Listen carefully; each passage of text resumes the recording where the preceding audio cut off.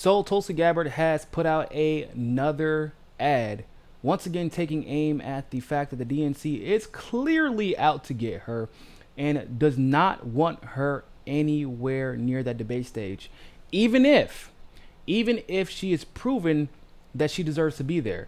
Check out this recent ad that Tulsi just posted to Twitter, talking about this. You've been critical of the Democratic National Committee in terms of the process. Tell me what you've seen. There's just been a lack of transparency. You know, they set the polling requirements at the outset saying these are the polls we'll recognize, but there's not been transparency in saying why that is, will those pollsters actually poll, what the demographics are, and so on and so on. So, you know, they've set these requirements both for grassroots donors as well as the polls. We far surpassed the donor requirement weeks ago. And on the polling, you know, I think there are over 30 polls now that recognize I have either met or exceeded the DNC standards, but the DNC is only recognizing 2 of those. So I think that the problem here with the lack of transparency and the arbitrary nature of this that I'm hearing from voters is lack of transparency means lack of trust in the process, and that they're trying to take the power away from voters to actually be the ones to decide who continues to move forward in this campaign. I couldn't have said it better myself. Now, there will always undoubtedly be the haters who say, oh, Tulsi's just whining. Tulsi doesn't know what she's talking about. There is no evidence supporting anything that she... got some bad news for you. I really do. If you're one of those people who think that Tulsi is just whining and that she's just trying to be the victim, well, look at this graphic real quick. I want y'all to look at this, because I think a lot of people may not even know that this was a thing. This is the DNC approved polls versus the non-DNC approved qualifying polls. In other words, these are polls, or this is a comparison of polling where a candidate, specifically the ones who were competitive for making the debate stage, got 2%, right? So the blue is the DNC, the orange is the DNC non-approved polls. And as you can see, Biden, no discrepancy. Warren, no discrepancy. Sanders, no discrepancy. Harris, no discrepancy. Buttigieg, no discrepancy. Booker got way more DNC approved polling qualified polls where he reached 2% than non-qualifying polls. O'Rourke, same thing. Castro, no discrepancy. Klobuchar, same thing. Steyer, at least at this point, this is September 12th, Steyer hadn't gotten 2% in not one single non-DNC approved poll. Yeah. And then Williamson got, looks like one more, roughly. Now, let's look at Tulsi. Because Tulsi, for whatever, she's the outlier. Oh, I mean, just in the way she lives her life, she's always an outlier. But when it comes to politics, she's also an outlier.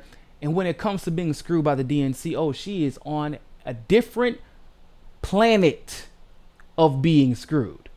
Because other than Yang, who I 100% believe too,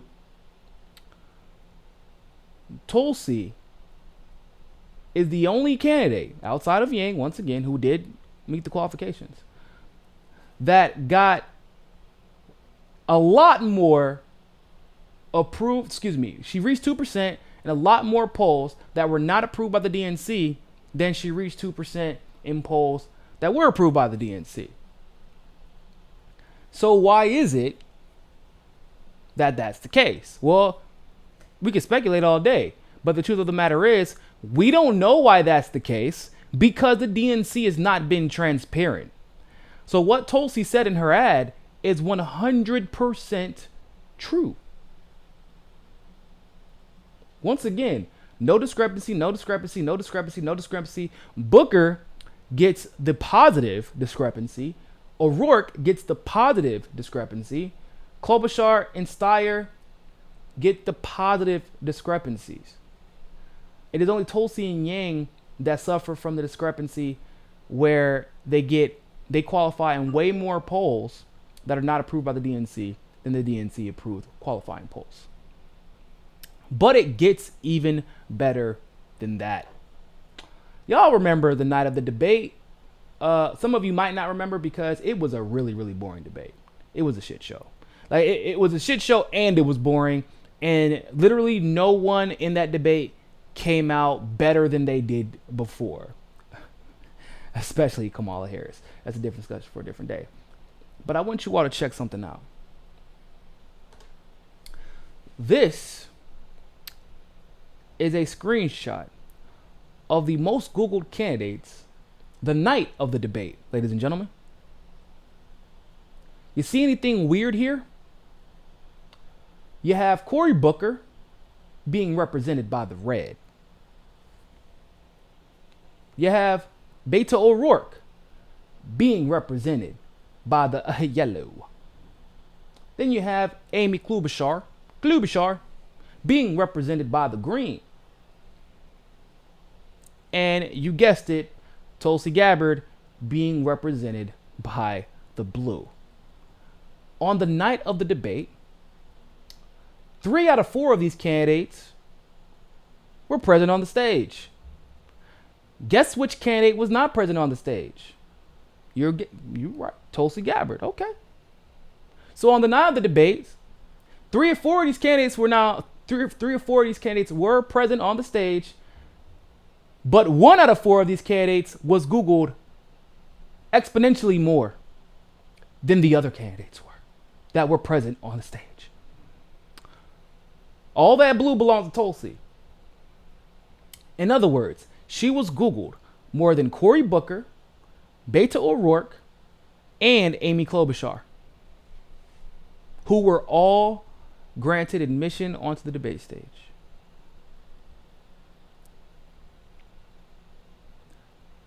What makes it even worse is that despite Beto getting that little boost from that unfortunate massacre that happened, despite him being the talk of the night for a lot of people, that's what the mainstream said, right? They said Beto was the talk of the evening. Despite that, Tulsi was Googled more in Beto's state than Beto was. Klobuchar at least was Googled a lot in her home state and the surrounding areas, but not Beto. And it doesn't look like. Oh, I think that Cory Booker was Googled a lot in his state. Oh no, I lied. It looks like Klobuchar was Googled more than Booker was in his home state. That's not good either. So, in other words,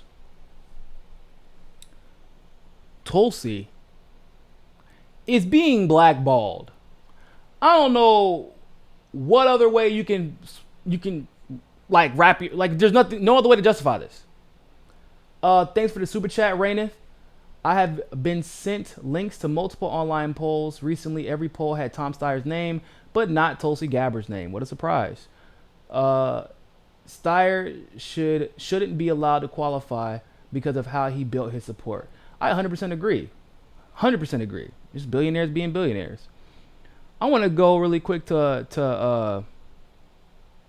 the political polls Twitter real quick, because what's even more interesting about this is that not only is Tulsi doing exponentially better in non-DNC qualified polls, which of course are using better sample sizes with less margin of error. What a coincidence. They're not oversampling older people like the DNC qualified polls. What a coincidence. I'm going to go through some of the polling numbers that Tulsi has in the non-DNC approved polls.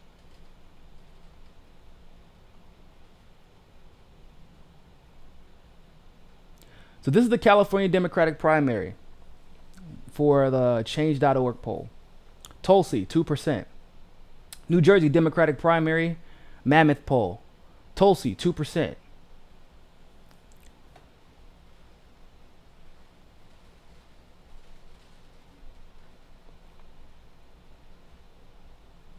Hold on.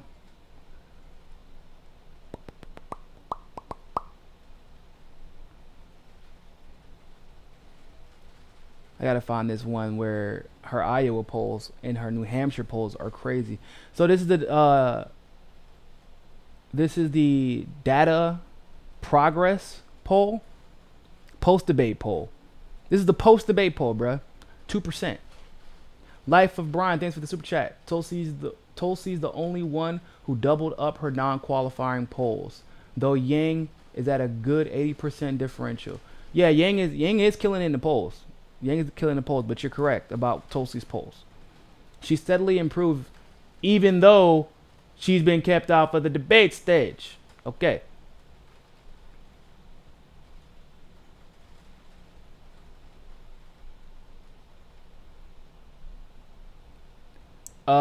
This one's for YouGov for The Economist, which she always qualifies in, but they decided that the YouGov poll for The Economist doesn't qualify. And so she's at 2% there. This one, Arizona Democratic primary, they just kept her name off. How nice is that? Oh, here's where it gets fun. Iowa State University, highly credible poll, by the way. Gabbard for the Iowa caucus is at 4%. So this places her in the top 7. So it's above her. Harris at 5%, but the margin of error basically means they're tied. Buttigieg, Sanders, Biden, and Warren. So she's really in the top 1, 2, 3, 4, 5. She's in the top 5 in Iowa right now. And that's according to one of their most reliable pollsters. 2020 Iowa Democratic Caucus for Focus Rural. This one says she has 1%. So how can you be 4% in one of the most reliable polls in Iowa, and then another poll you're at 1%? Whereas, and once again, Biden in one poll, the poll that has Gabbard at 4%, has Biden at 16%. The poll that has Gabbard at 1% has Biden at 25%. Oversampling much? Probably. The poll that had in Iowa that has Gabbard at 4% has Sanders at 16%. The poll in Iowa that has Gabbard at 1% has Sanders at 9%. Once again, oversampling much? Probably.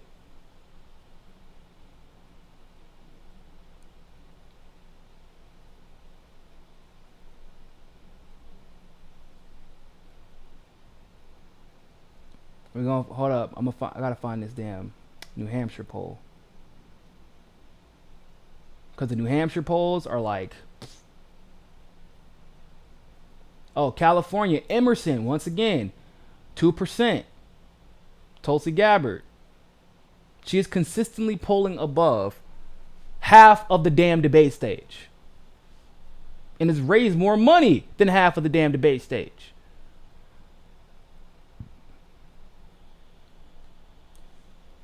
JVL, MCSC. Thank you. I appreciate that. Thanks for the super chat.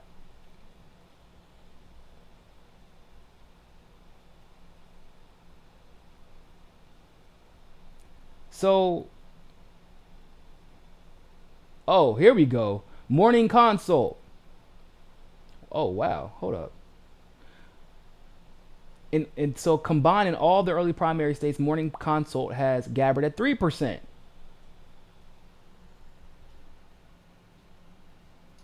Democracy Corps post debate, Gabbard at 2%. You know how many polls I'm going through right now that don't even have Tulsi's name listed? Not because she didn't register, because they didn't give her an option. They didn't give her name as an option.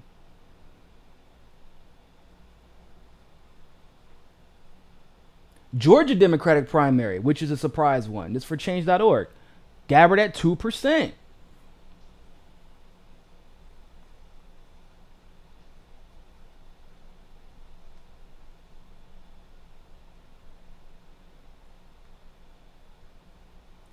GQ Research, Democracy Corps, Gabbard at 2%.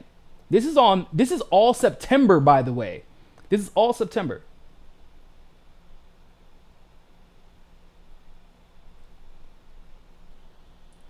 Amir Fourier, when are the next qualifying polls coming out? Your guess is as good as mine. They're going out of their way to not release qualifying polls.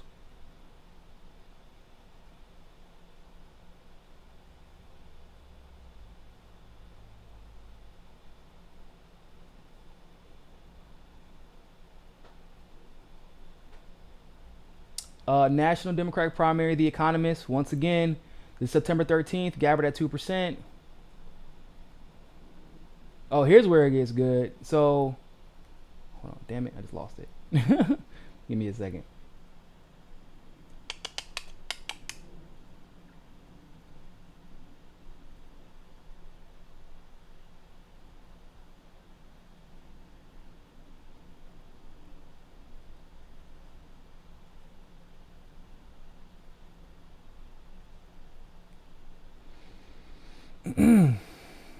Let me see if I can find. Let me try to Google it. I gotta find these polls for New Hampshire that are like where Tulsi just is knocking it out of the park in New Hampshire.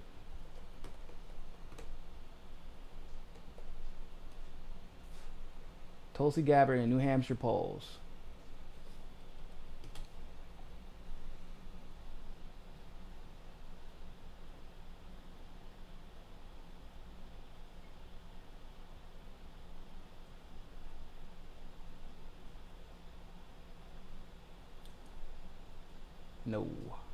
No.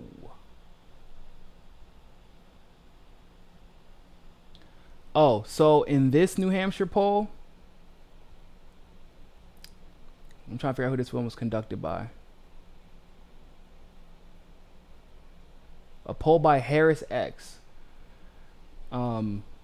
It's a no labels nonpartisan group committed to ending partisan gridlock dysfunction in Washington and across the country. No Labels plans to hold its traditional problem solvers convention in Manchester on November the 3rd. So this says that Tulsi is at 6%. Now that is much more realistic with a 4% margin of error, which is the margin of error, by the way. That is the threshold. Anything above 4%, your poll is useless. So even in New Hampshire, one of the early primaries, I've joked earlier, or not joked, I made a tweet either yesterday or the day before yesterday. I said Tulsi was about to win New Hampshire. And by win, all she has to do is tie.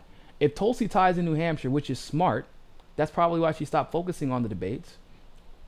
They can no longer keep her off the debate stage. You can no longer hide her from the country. Everyone will see. The delegate count won't matter. I think New Hampshire has what, 20 something delegates, 21, 22 delegates. That's irrelevant. I mean, it's cool to have delegates, but if Tulsi ties in New Hampshire, you can no longer keep her off the debate stage. You can no longer hide her from the country. You can no longer pretend she doesn't exist. And the more people see her, like I said, you sit in the room with Tulsi, you're voting for her. That's how it goes. No exceptions. Seriously. They know this. That's why she's been concentrating so much on New Hampshire and Iowa, because she knows she just needs to come close to winning in one of those states, and this entire election is flipped upside down. So, I hope that you all have been continuously donating to Tulsi2020.com. Make sure we keep her in the race. Cory Booker's about to drop out because he can't afford to be in the race anymore. And yeah, other than that, make sure you go, send Tulsi some love, send her some donations, and always remember, more than anything else, people, find your balance. Peace.